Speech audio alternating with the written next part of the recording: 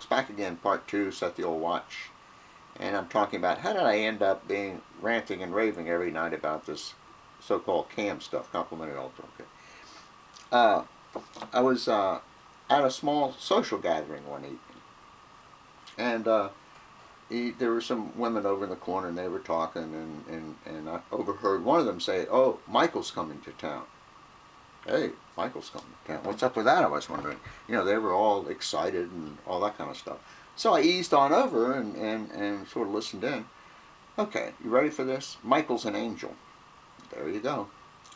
Yep, he's actually a traveling angel. Because he doesn't live in our area, he travels. I wonder why he doesn't fly. I mean, don't angels fly, for crying out loud? Come on. Anyway, the deal is Michael goes around from town to town like so, and you get to talk to him. You pay, of course, because he's an angel. Now, I don't know what goes on at these angel talking things,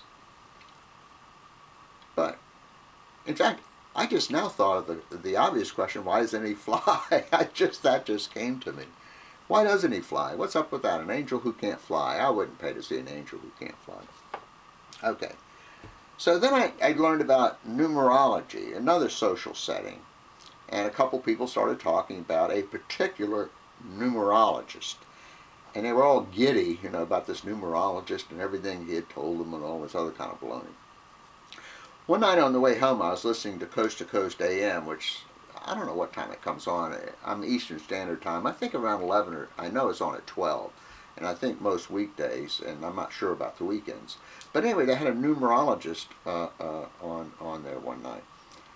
And they had people calling in to make what I would call fairly serious life decisions. A couple of them called in about whether they should open this business they're planning on opening. Now, here's what this woman did.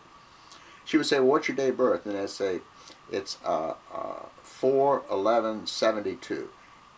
Boom, just like that. Within 30 seconds, she would say, well, 4 signifies this, 8 or whatever means this, and 9 means that. No, you shouldn't go into business.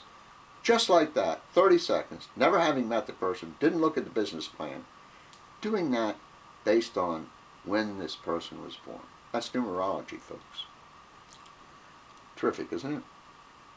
What else do we have here? I made a couple of other notes. You know, I used to think that the New Age stuff was like maybe people, you know, went out in the woods or forest or whatever and beat on drums or something, you know, some kind of American Indian kind of thing or something, or maybe, you know, went to a sweat lodge, you know, like those poor folks who died out in Arizona. You know, I thought that was about as wacky as stuff got, and I realized that some people took herbs and things like that. And of course, I remember back poor Steve McQueen, who went to Mexico for the Laetrile treatment for his cancer. You know, stuff like that. But it's everywhere. This stuff is everywhere. Then let me see, what is some of the other stuff? Well, anyway, you know, I'm going on and on like a moron. Then I figured Feng Shui was pretty safe. I mean, come on. You know, my idea of what Feng Shui was like, you know, you have colors that complement each other, whatever, any of that decorator stuff kind of thing. In other words, I would imagine, before I found out about it, I felt as though Feng Shui was like an interior decorator, you know, who studied in Japan or something, you know what I mean? It isn't, folks. You're not even safe from that. It's got all that energy crap in it, too. You know, you move this way, the energy will flow or whatever. I don't know. But, and as I said, I'm not even sure why I'm running off at the mouth about this. But that's sort of how I ended up ranting and raving here on YouTube.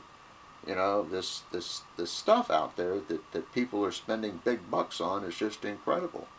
You know, the psychics and I mean, it's amazing. And as I've mentioned before, these aren't all ignorant people. They truly aren't. Some of them are quite bright. So we can all be victims of this stuff, you know.